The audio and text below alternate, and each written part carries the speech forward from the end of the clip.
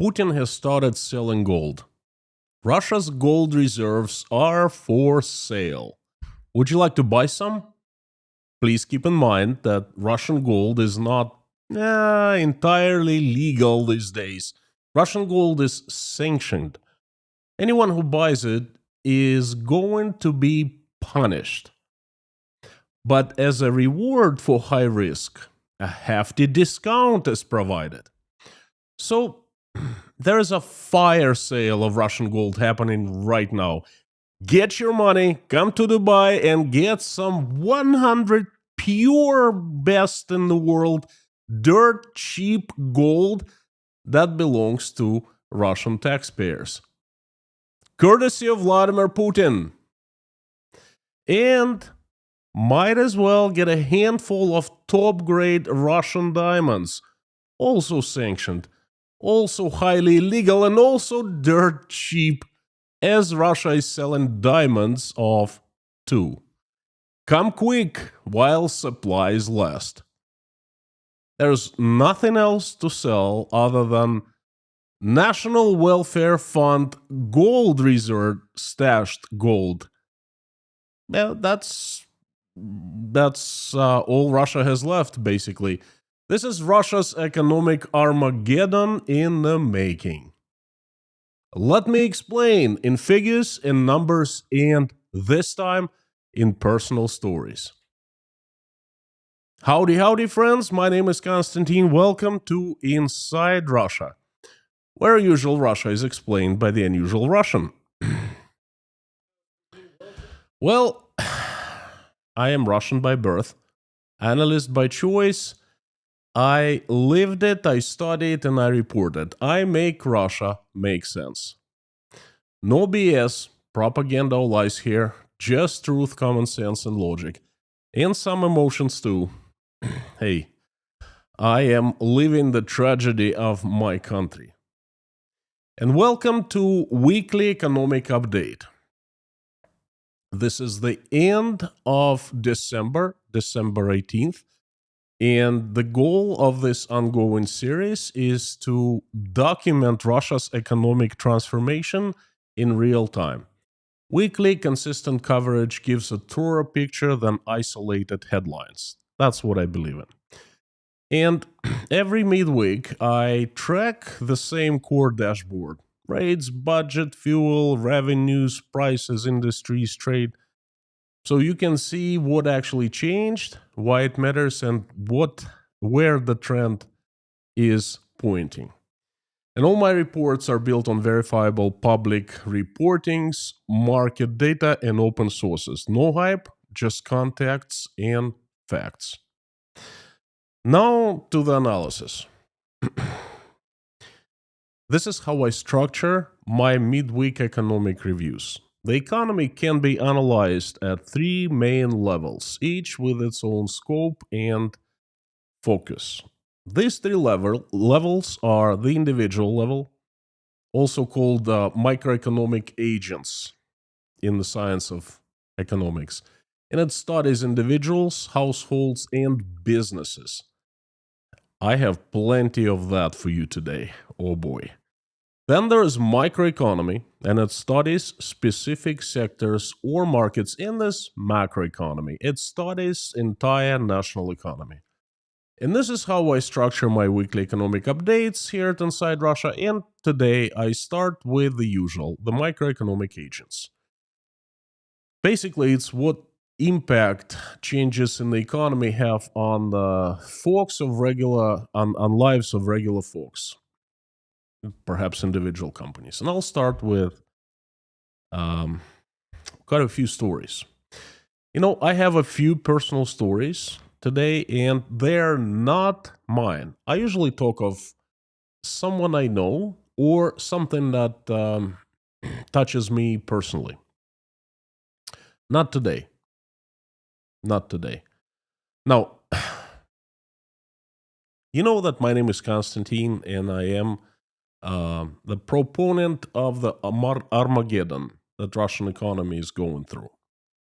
Now, for 3.5 years, I've predicted the demise of Russian economy. well, forecasted, not predicted, really. So I've been telling and telling and telling. And everything that I say is based on certain facts, certain events, or certain economic laws. It's all verifiable, and I make sure that I give sources and I give a way to fact check me. Okay? Everything, except for the very few rare insides can be verified. And I've been fact checked quite a few times by other people. Data that I base my reports on has been verified, and quite a few of economic forecasts have come true.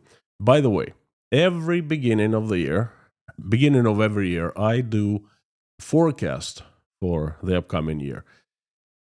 And I did such forecast on January 2nd, 2025. It's still there on YouTube. Go and check it out. Well, the thing is, I follow up and I put myself on the spot. And the end of the year, I take that video, that set of forecasts that I made, and I, pick them apart. I see what came true or where I was right on or where I was off. I'm going to do that on December 30th. In just 10 days, a little over 10 days. So please tune in. That's going to be interesting. One of the most major live streams of the year.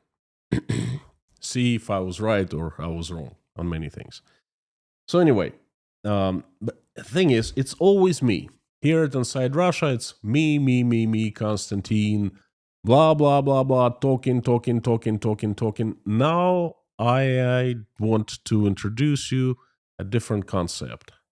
I want you to meet quite a few people who are in Russia, Russian businessmen, who share their personal stories, how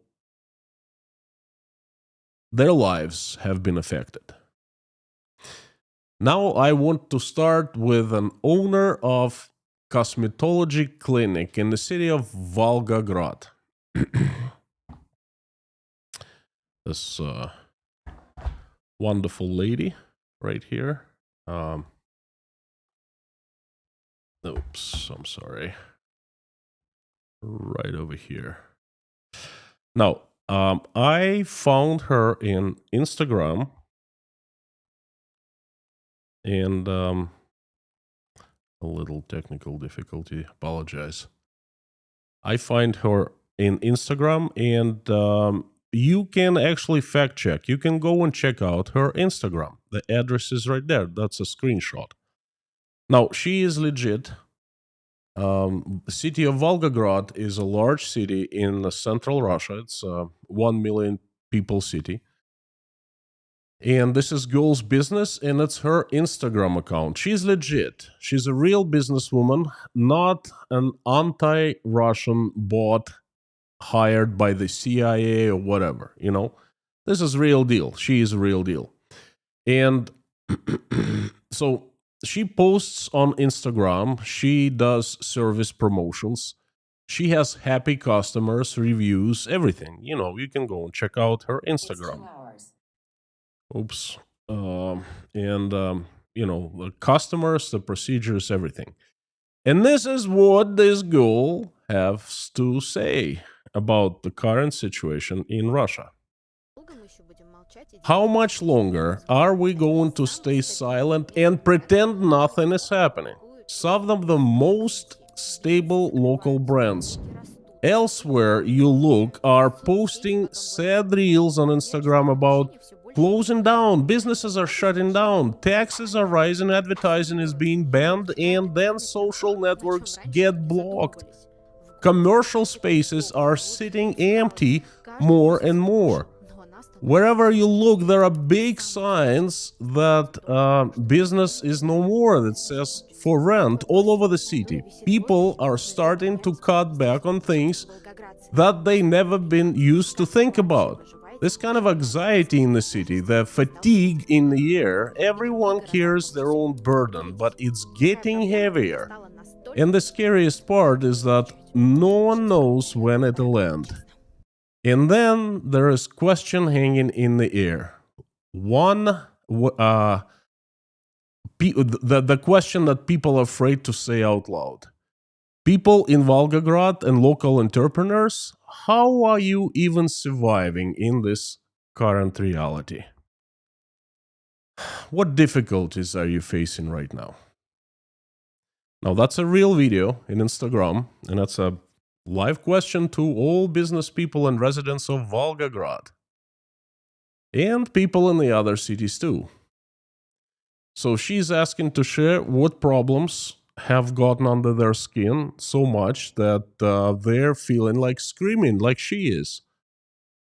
She's asking everyone to write in the comments. And it's time to speak honestly, this young businesswoman says. Well, she says, we already feel like screaming. Okay. Let's move on. Meet another businessman, Viktor Kiprichenko, from Russia's far east city of Vladivostok. It's right next to Japan, on the Pacific coast. The guy is also real. Here his Instagram print screen. His business is small retail. And here's what Victor has to say about fellow Russians. I want you to check out another video. There will be plenty of those. Oh, thank you very much for coming. I told you it's going to be interesting today. Well, it's always interesting, but especially interesting today.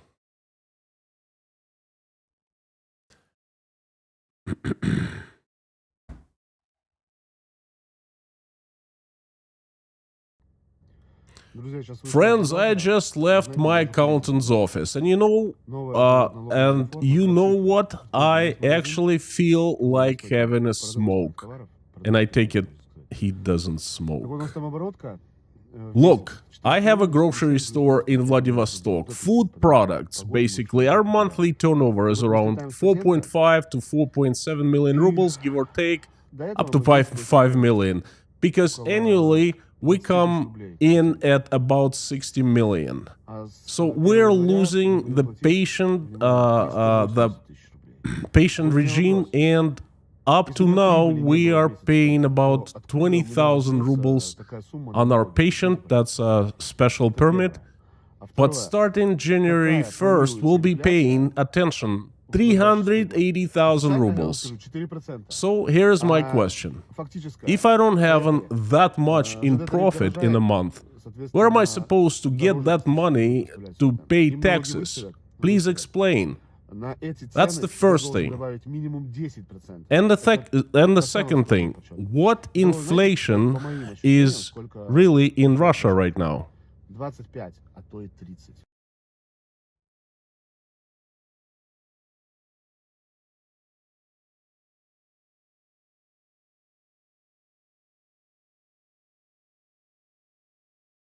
So his second question is inflation. Inflation is being planned for 2026. Officially, I'll tell you, it's 4%. But what's the real number? Let's go. Rail freight tariffs are going up, which means suppliers will charge more for everything. They'll be hit with higher taxes too, passed on into prices. And on top of those prices, I'll have to add at least 10%.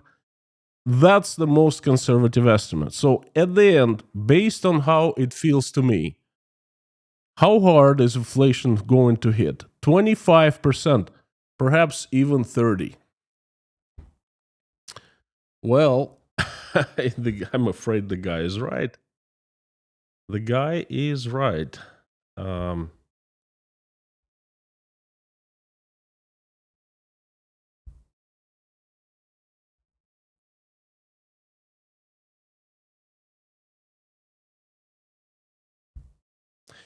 We're gonna actually look, because 2026 is just a couple weeks away.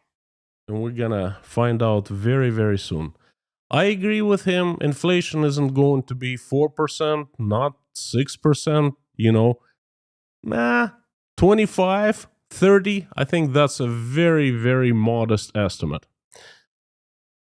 Now, I want you to meet another businessman. businessman Bagayev from Moscow. And that's another real person. His company is operates in the capital of Russia, Moscow. And this company is called Bagayev Group. And this is what Bagayev has to say to all of us. Friends, I am at a metal warehouse. Even the warehouse is empty. It used to be piled up with metal everywhere. Metal stacked right up to the ceiling. Now it's silent, empty. It's 2021 and 2025. Come on. Just end already 2025.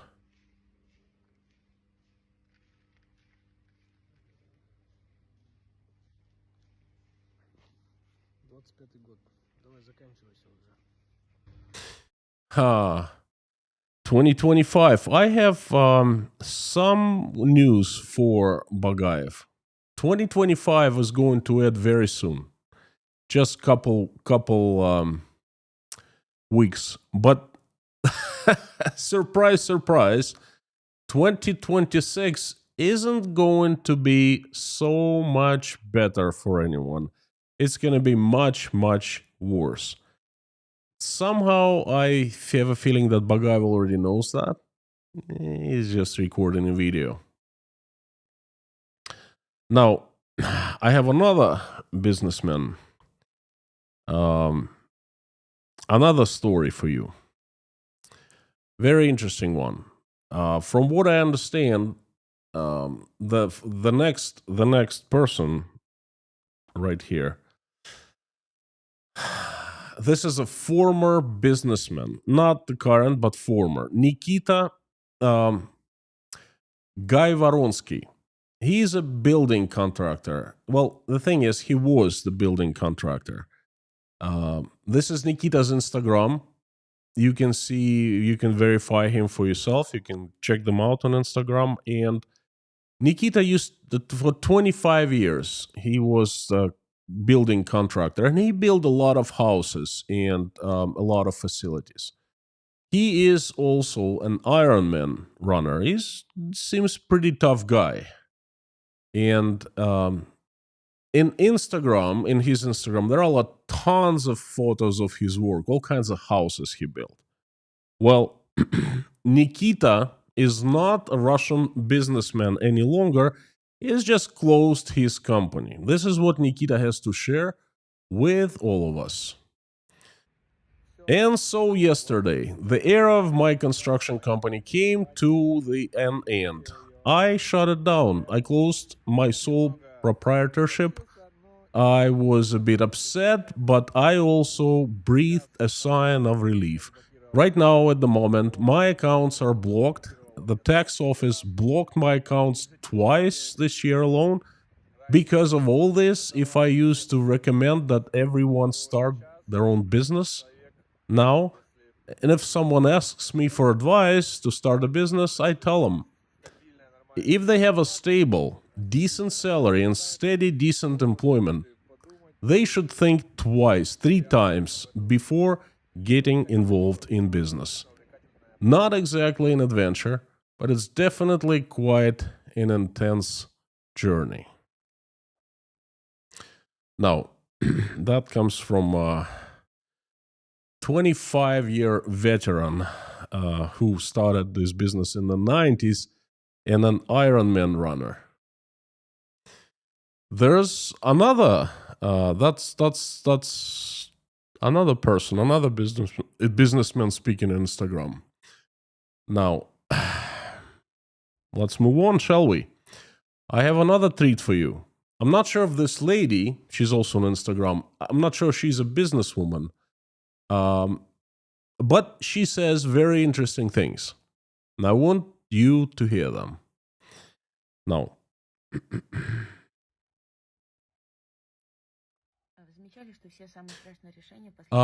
have you noticed that lately all the scariest decisions are being made for our safety and convenience?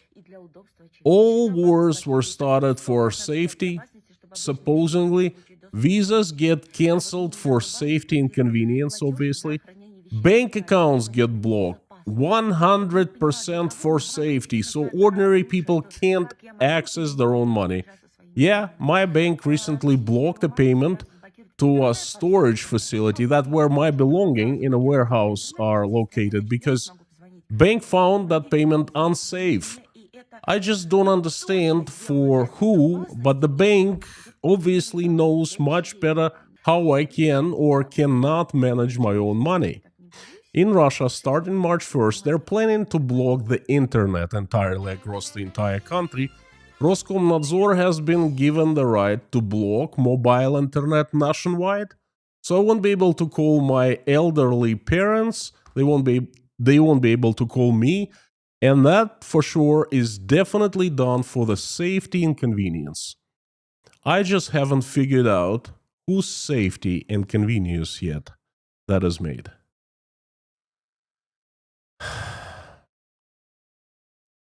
She adds, anyway, you know what I realized? There's nothing in my life as I'm afraid as the decisions made for the safety and convenience.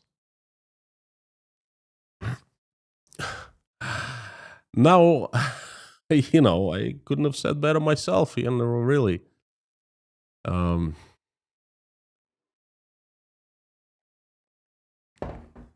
Now I give you a potpourri video of different businesses clothing. There are different businessmen and different people from all over Russia film what they find important. So this is the end of 2025. Furniture stores in a furniture shopping center are closing down. No people and stores are closed, empty. Now, this is St. Petersburg. This is a regular day, work week day, and there are no people in a food court, gourmet food court. And the restaurant's joints closed down.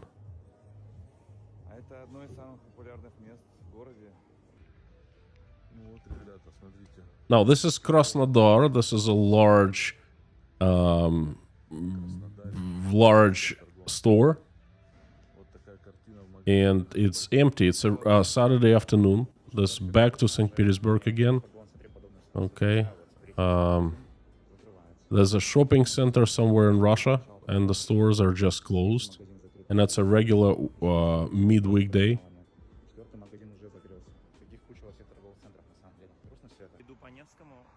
St. Petersburg, it's walking in the city center, and there's a lot of commercial real estate available for rent right now.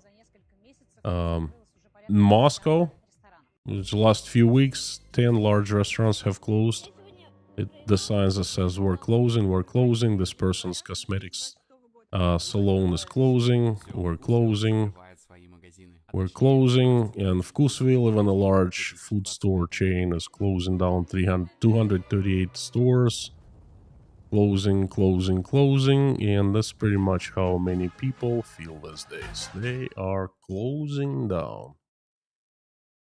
Now, I just gave you the stories of real people and real businesses. These have been their personal stories, not mine. I usually tell you what I see around and what I hear around me in Russia, and when people tell me what they hear, what they see around them. Now, these stories are theirs. These young business people are the best Russia has to offer, economically at least. They all created value for Russian economy. They have courage, risk taking, motivation, hard work. That's what these people are. They are the cream of the crop. They should be the leaders of Russia. They should be the ones like the engine pulling that Russian economic train behind them forward. And they have been doing it, for so many years. But the state, it doesn't need them. Moreover, they are a threat to Russian state. his thing is, they do not depend on the state for anything. They are independent. They ask questions.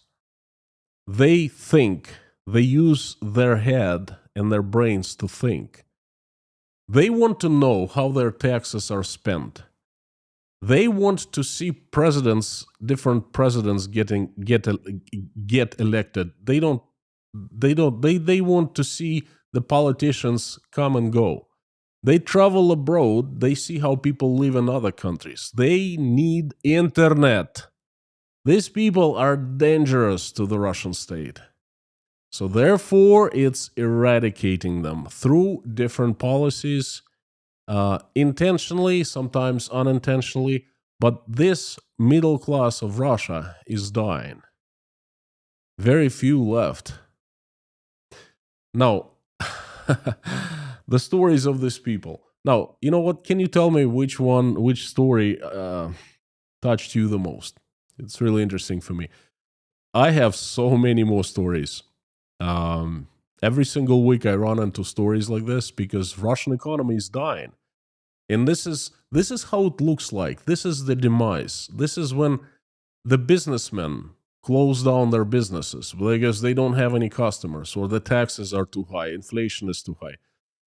This is what it's all about. This is the phase, or actually the phases of the demise of Russian economy. All right. Ouch.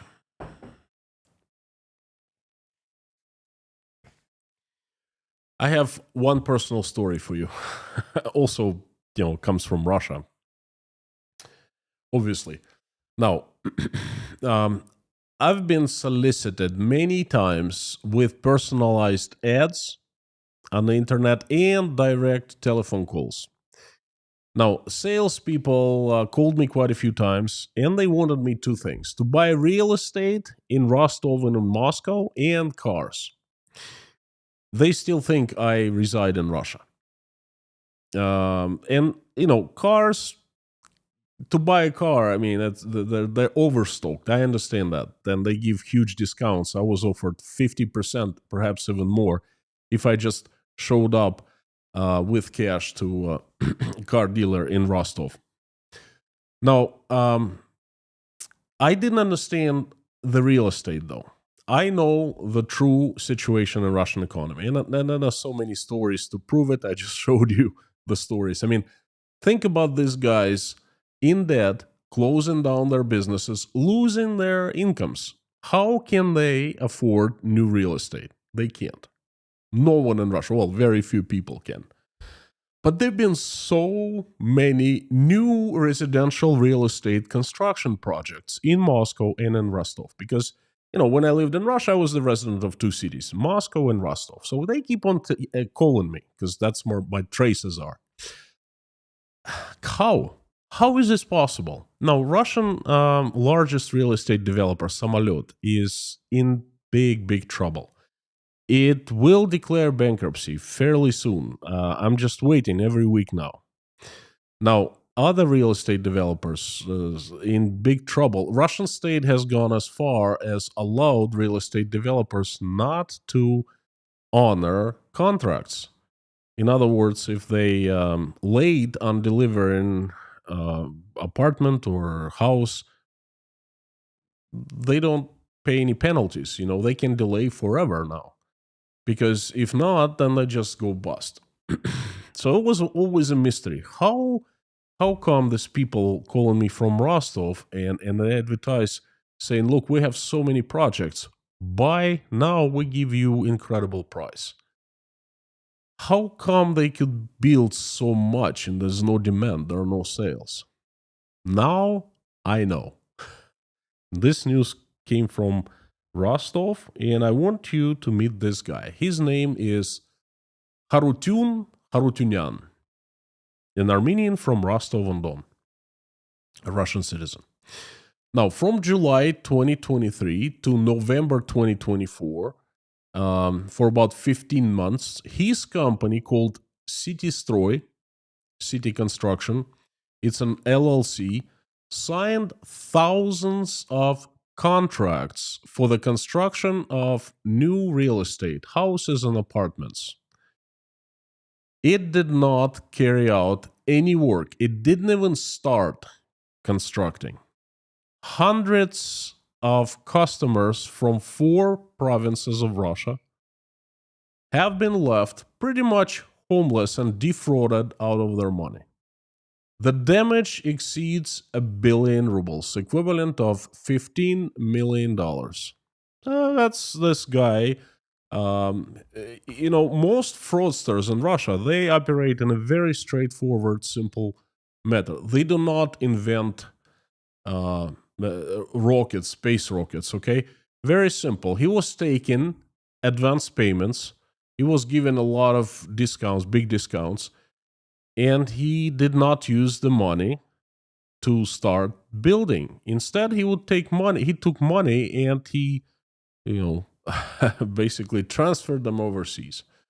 More than 450 people are being investigated right now. They're in question.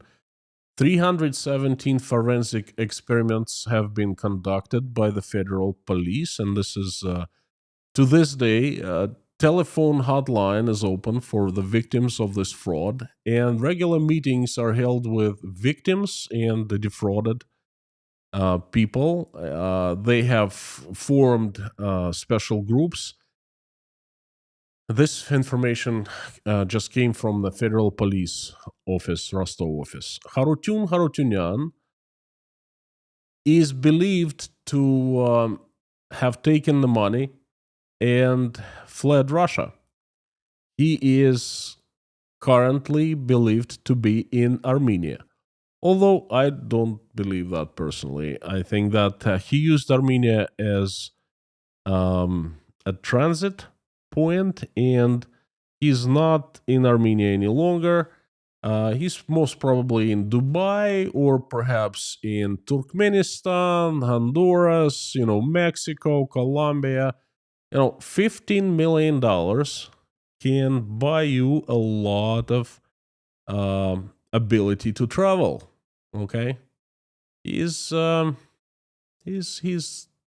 there somewhere. Okay. Now, his people called me a few times, different projects, because I remember the projects. His salespeople called me and offered to buy apartments and houses, and they gave me great deals. They promised up to 50% off if I were to come to their office and pay advancement payment in full in cash. 50% off. That's a good deal, right? Well, I know better than that. And I'm not in Russia any longer. So this is a very good example of what's happening in Russia at the end of 2025. A lot of people living like there is no tomorrow because they know. They know what's happening now is not going to last a long time. Things will change, and not just minor changes, but big shifts. And they're going to change the entire country. They know that. That's why they're using every single opportunity to take the money and run. And not that this guy was stealing from regular people. Imagine that kind of stealing going on from federal budget. Ho, ho, ho. We're talking about hundreds of billions of dollars.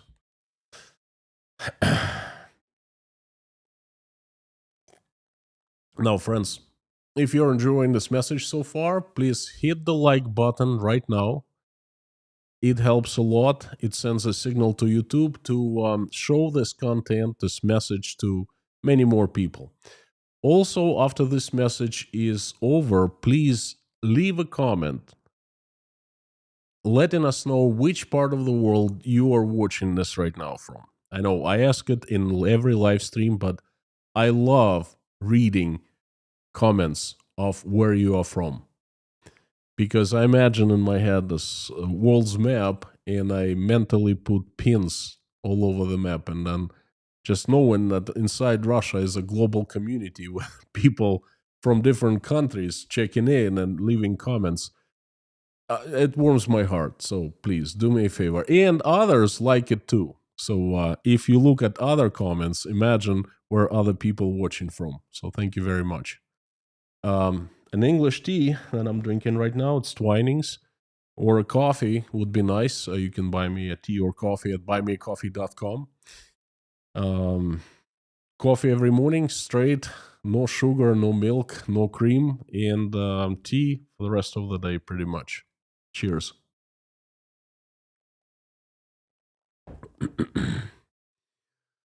Ooh.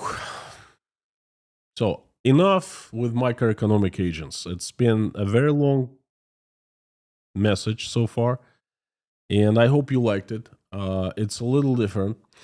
So, I've spent a lot of time on microeconomic agents, the micro level. So, now let's talk about microeconomic analysis. And I'll try to be brief here. Now, I'm not going to do much analysis, just going to give you numbers and some thoughts.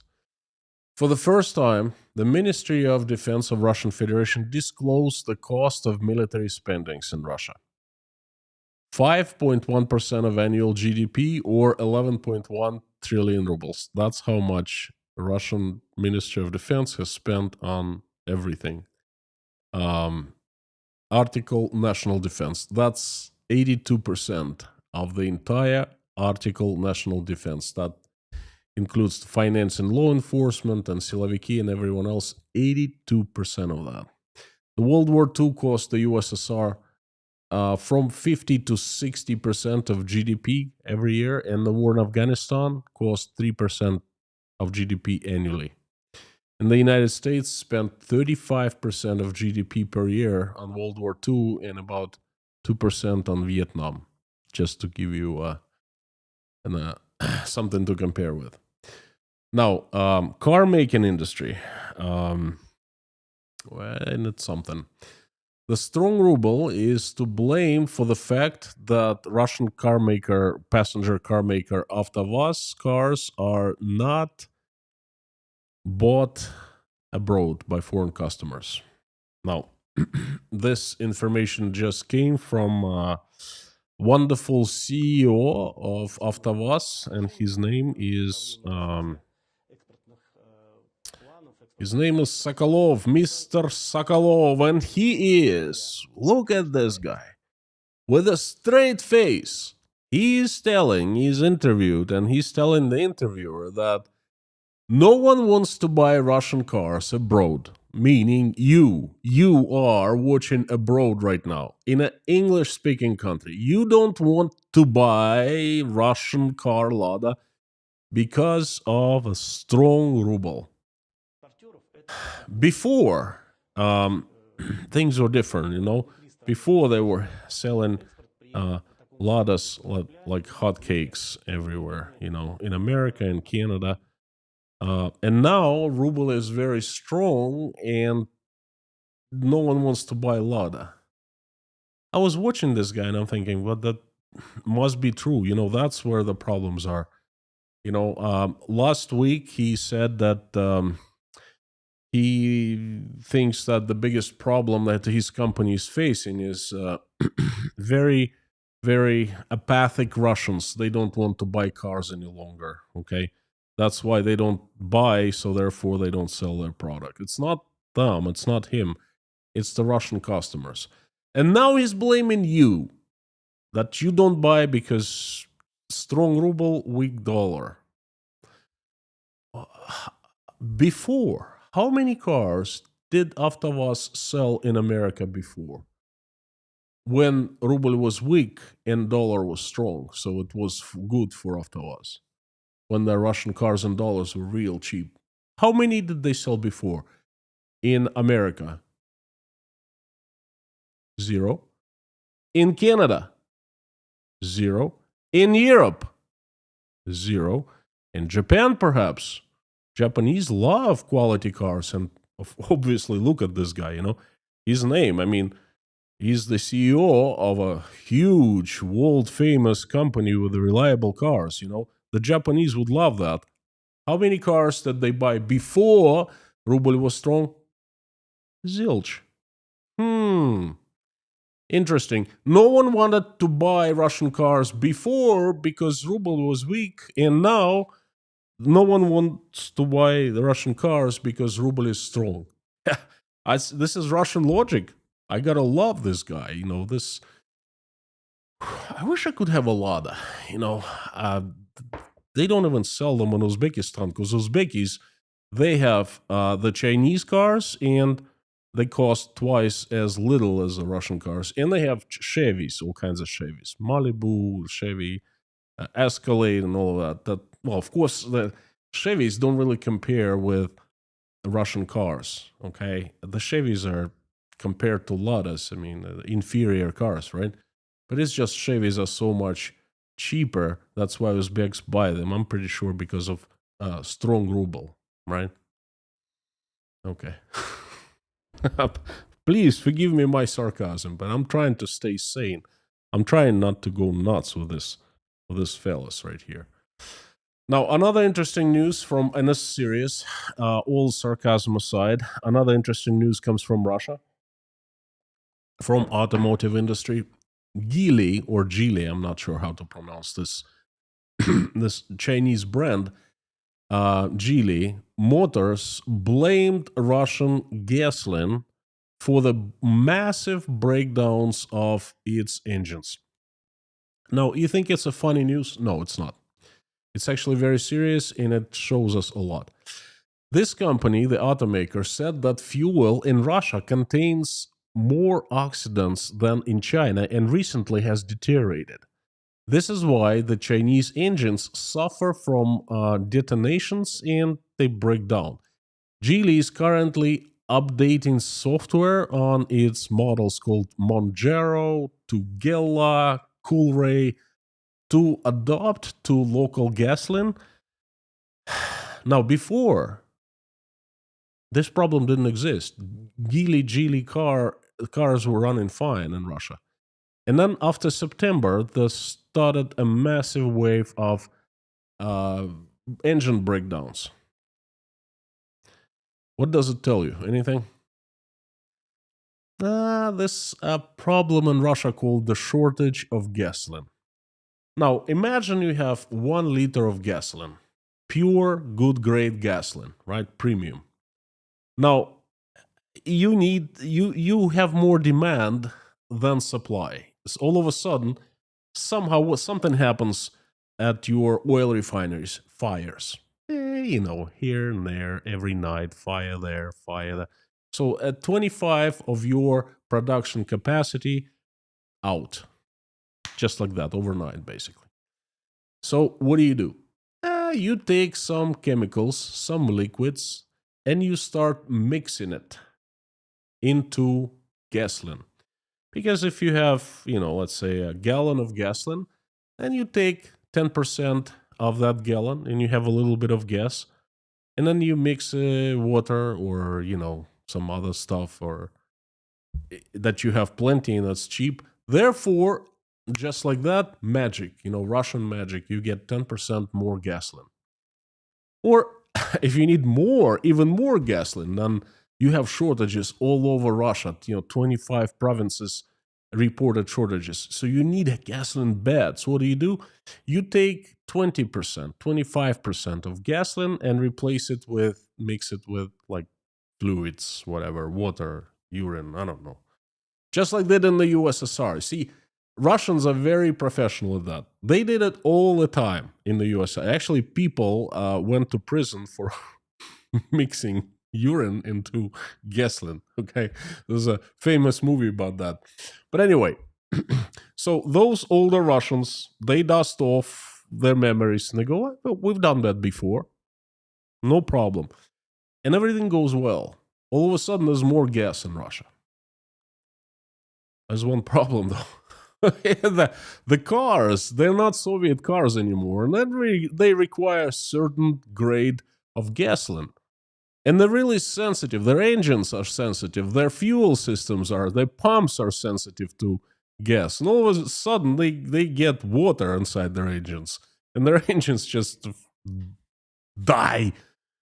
And then the people go to the Chinese and say, hey, you know what? Your engine died. And the Chinese look at it and they go, whoa, well, Putin this kind of gas? What did you expect? Now, this tiny little problem that looks, at first, it looks satirical and humorous. It's not so humorous. It's a sign of serious trouble in Russia. And it's a sign of how Russians are trying to circumnavigate this problem of gasoline shortage. Now, there are big troubles in the transportation industry of Russia. I'm not going to give you anything right now, but I'm letting you know that I'm keeping my eyes open. And next week, there will be more data. Next week, I'm going to make the 2025 in review for Russian economy. And transportation is going to be a big part of that. So please keep on tuning in. In about a week, I'll do that. Russian oil and gas. That's usual suspect in my reviews. Economic reviews used to be Russia's bread makers. Russian federal budget depended on exports of Russian oil and gas for 47%. So basically, every second ruble that came to Russian budget came from the exports of oil and gas. Not any longer. Currently, it's about 22%. So it's decreased by 50% within 1 year. And most likely it's going to fall even further because right now the industry is not doing well. The International Energy Agency described significant drop in Russia's oil export revenue month-to-month basis and year-to-year basis. The direction is very clear. The trend is that there's less and less export out of Russia of crude oil. And gas has been at the low level of exporting for quite some time. At the same time, right now, the global market is changing. The big trend is overstocking. There's much more oil that is needed.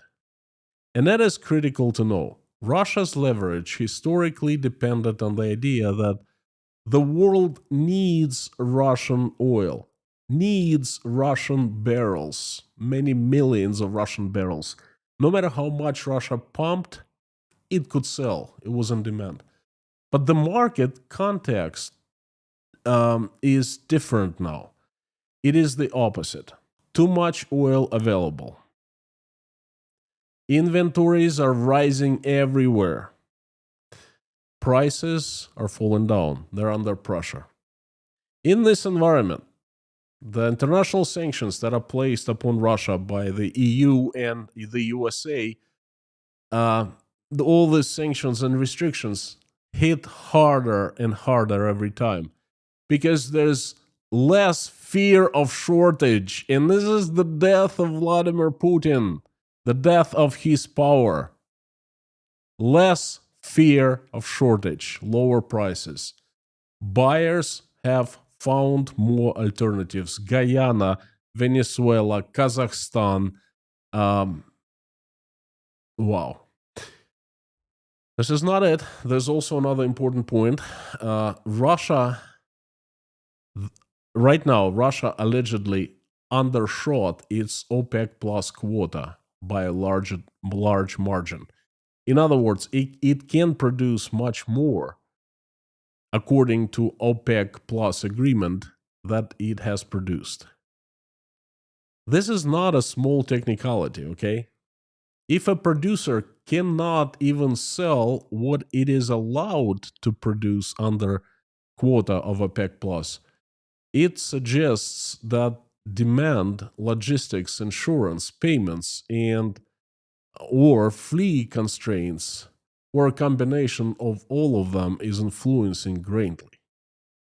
And then, in this case, in Russia, they get double squeeze. The volume pressure, not selling as much and not producing as much, and price pressure on top of that. Selling at lower prices, huge discounts. It has quickly become a state level fire, crisis, budget problem, the double trouble. We're seeing the catastrophe. Just as I said, it influences Putin's grip on power. The more of a problem with oil and gas, the less, the weaker the grab is. He can't grab it any longer. Now, quick news from retail. The United Russia Party has submitted a bill on the experiment on the sale of medicines in mobile pharmacies. Now, selling drugs, medicines in Russia is very regulated. Okay, it is a very high standard. It's really hard to get into the business. Okay, you must meet certain requirements that are set by the state. You must have certain buildings. They must be internally set up certain ways. You must have certain qualified personnel working, only pharmacists and so forth. Now, all of a sudden, the United Russia, which is Putin's party, it's like Communist Party of the USSR, all of a sudden it proposes a new bill to the parliament saying, let's ease off these requirements. Small news, tiny news. Hey, what's the big deal, right? That is huge. It shows you the friggin' problem of fire that is consuming Russian industry, okay? Now imagine a hot dog truck or the food truck going around selling hot dogs. This is exactly what they're proposing. The drug truck driving around and selling the ice cream truck. Only instead of ice cream, you have drugs. And it goes around and sells to people, villages, towns, and cities everywhere. Make a note. That is a very, very serious event that just happened. And you know what? It's not shown anywhere in the mainstream media. Okay? It's hugely important. Let me know down in the comments if you think it's important. The next news is a very personal one. Friends, I'm still here. I'm still alive. Despite being pressured by the Russian state, followed by the secret police KGB, and demonetized by Google for some reasons I don't know, despite by being insulted and threatened by Putin's friend and associate, the creator of Russian World, Alexander Dugin, who went as far as reposted my interview in his own X account. Despite all of that, I am still alive. I am still here. I'm shaken, very shaken, not broken. I give you a promise. I will go on. Thank you very much for your support, for your precious time, for your prayers, for your love, for your comments. Thank you for the coffees you buy me at buymeacoffee.com, for PayPal, Patreon.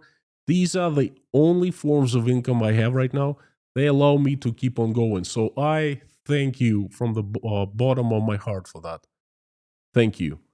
You have my promise. I will continue my stand, my mission, and my struggle.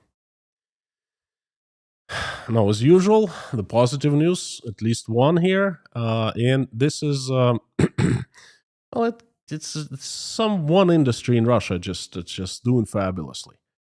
It actually gets it gets better every single week.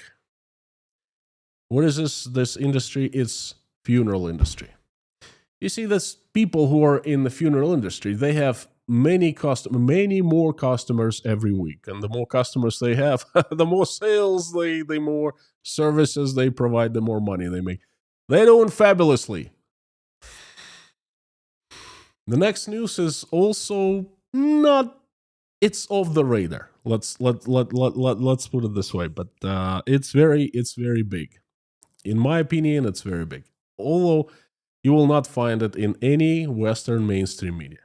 Gazprom Neft is a part of Gazprom. Yes, Gazprom is Russia's monopoly that does everything natural gas, right?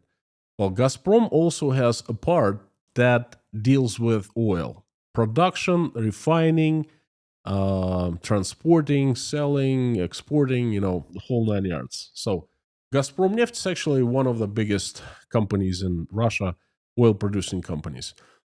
Now, all oil producing companies in Russia historically did well. Now, when you pump oil, you do well. I mean, it's not rocket science, right? Well, Gazprom Neft has just announced that it's launching over the counter bonds for individuals in financial markets for the first time in history. The volume of this placement is 10 billion rubles, and it is about 130 million dollars. The fixed nominal value is 1,000 rubles, so it's very affordable to $12 per bond. It's very affordable to any Russian. The yield is tied to the central bank rate with a surcharge of plus 0.5 percent point.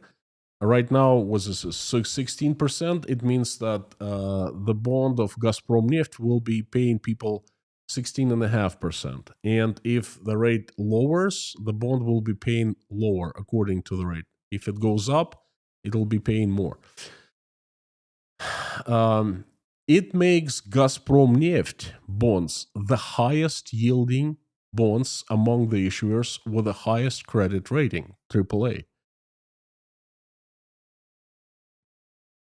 The maturity of the bond is at December of 2028, so it's 36 months. The interest is accrued, I guess the right word, daily, and payments are made monthly. Very good conditions. If any one of you owns bonds, that's gold, okay? At the same time, investors will be able to present the bonds for early repayment starting from February 2026. Today, it's one of the best ways for retail investors, regular investors, to invest into Russian energy projects. Now, this is a sweet deal. An oil company with a credit rating AAA offering fantastic deal, very flexible payments, high interest, high yield, and all those things. Now, this is not just a regular news. The question to ask here is, why the hell Gazprom Neft, the oil company, that is not doing any development projects at this point, they're all frozen. It does not need money to expand, to open and investigate new oil fields, to invest in new equipment, to get new technology. No, they don't need. They just keep on pumping and selling whatever they need, whatever they have. Why is it trying to attract $130 million of the market? Is it because perhaps there's not enough money to operate the company? And all of a sudden, it becomes not such a sweet deal. If the company seeks money just to stay open, oh boy, it's trouble. I think this placement of Gazprom Neft bonds shows the big structural, deep problem inside Russian oil industry. Well, it just kind of shows us as a different angle.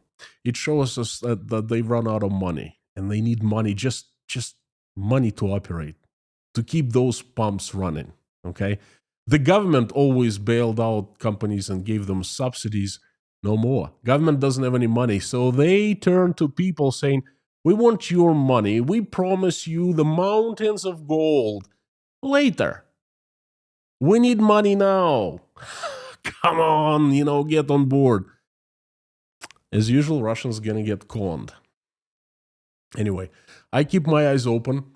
I will definitely track the performance of the bonds in 2026, perhaps 2027, if I'm alive, if I'm well, with all that pressure, I don't know.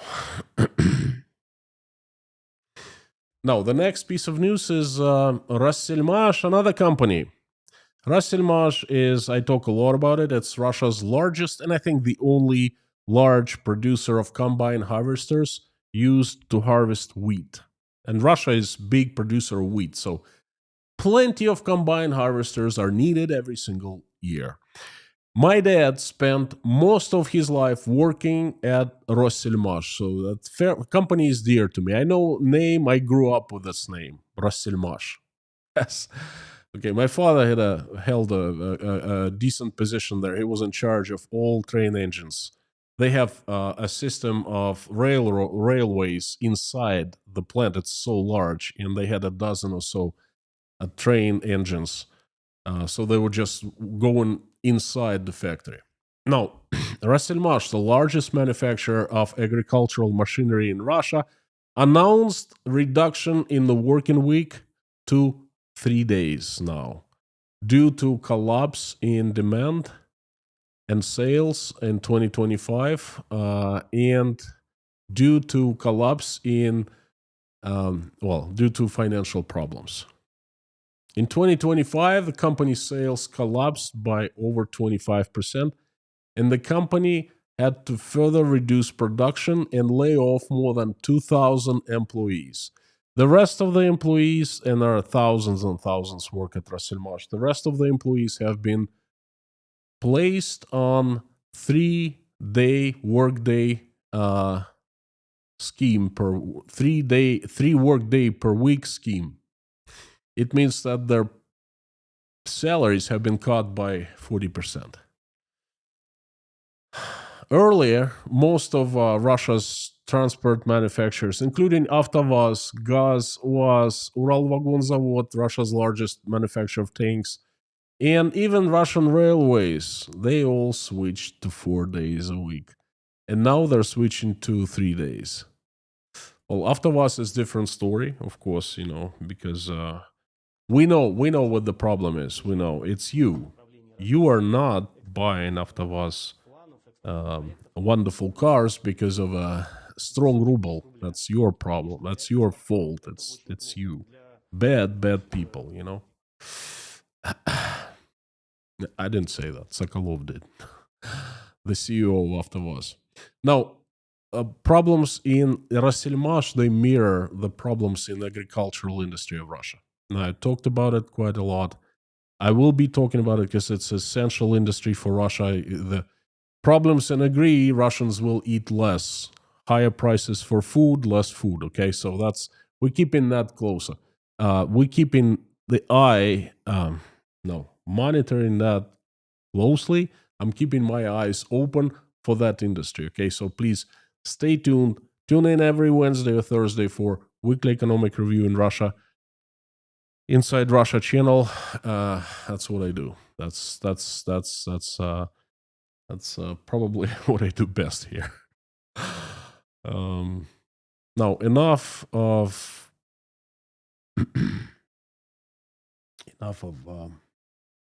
microeconomic situation in Russia. Now, again, at the end of 2025, which probably in about 10 days or so, I will make the major report, the results of 2025 in numbers and figures. So don't miss that. That's going to be fun. My last third part of this report is microeconomic indicators, the general health of Russian economy. I'll try to do something different today. Now, I named this live stream Gold Fire Sale. Russian government, Putin, are selling selling gold. The information about that appeared for the first time not too long ago, about 3 weeks ago, and I fact checked it, and yes, I saw that Russia started selling gold reserves from the National Welfare Fund.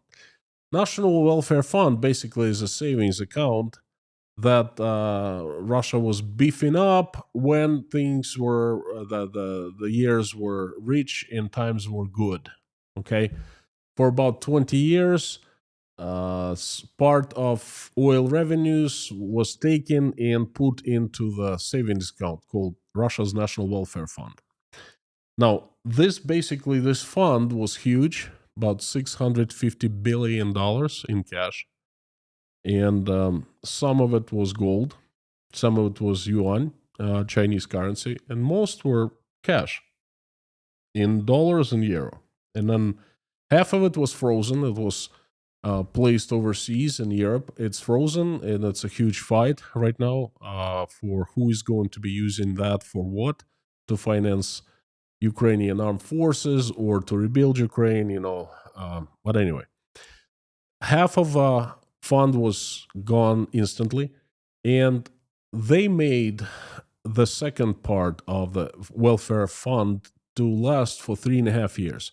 Basically, Putin took those money, $320 billion, and he financed the war for 3.5 years. Then the money is gone. A small part is left in non-liquid assets, which is gold and Chinese yuan. Now, Russia has possess a large amount of gold reserves, 2,300 metric tons altogether, and it's in the reserves of the central bank. Okay, but 600 tons or so out of that is stored as a part of National Welfare Fund, and they have started selling that gold off. Now, what happens when you start selling non-liquid sanctioned asset? As I said in the beginning of this live stream, the gold is sold because at large discounts because it's sanctioned. It's illegal to buy Russian gold right now, so they can't sell it at free market. What they do is they take parts. I don't know, 100 kilos or metric ton, and they move it in private planes to Dubai. And in Dubai, they sell to shady buyers, okay? But you can't do it openly, and you have to give them very good price, a huge discount. I don't know what the discount is, but my take is 25%, 30%, something like that, perhaps less. I don't know. But what I'm sure about is there's a discount. Why are they doing it? That's the big question. Because they've run out of options. Nothing they can do. They've started selling the last asset they have possessed, which is gold. Not from the reserves of Russian central bank yet. Perhaps they'll get there. But they have disposable gold at the fund, National Welfare Fund. Still there, and they're selling it. This is it. This fact tells us that the situation in Russian economy is so dire. This is the weapon of last resort. Okay.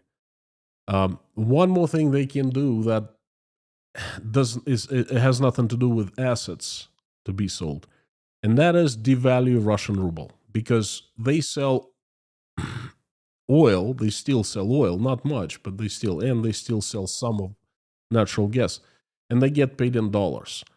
So if they devalue ruble value, all of a sudden they get the same amount of dollars, but more in rubles, and they pay for everything in rubles. That's higher inflation instantly, just like that, super hyperinflation. But it's already high, but it's going to be hyperinflation, really. And this is going to be done either parallel with gold, and if it's done in parallel, then we'll know that situation is catastrophical. Or it's going to be done after gold, at least part of it is sold, okay? And this is it. There is nothing else Putin possesses. There's nothing else that Russian government has in reserves. Nothing. Used up. Russian economy has demised. I've given you so many pieces of evidence of that, and there are more coming. 2026 is going to be the year when I basically probably would have to be just silent and showing you things. Showing you videos, pictures, graphs, showing you news coming from the Russian state, and even sugar-coated numbers would be scary. That's how bad things have become in Russian economy. Friends, thank you very much for your time, for your comments, for your love, for your attention. Thank you. I'll see you soon. Carthago delenda est.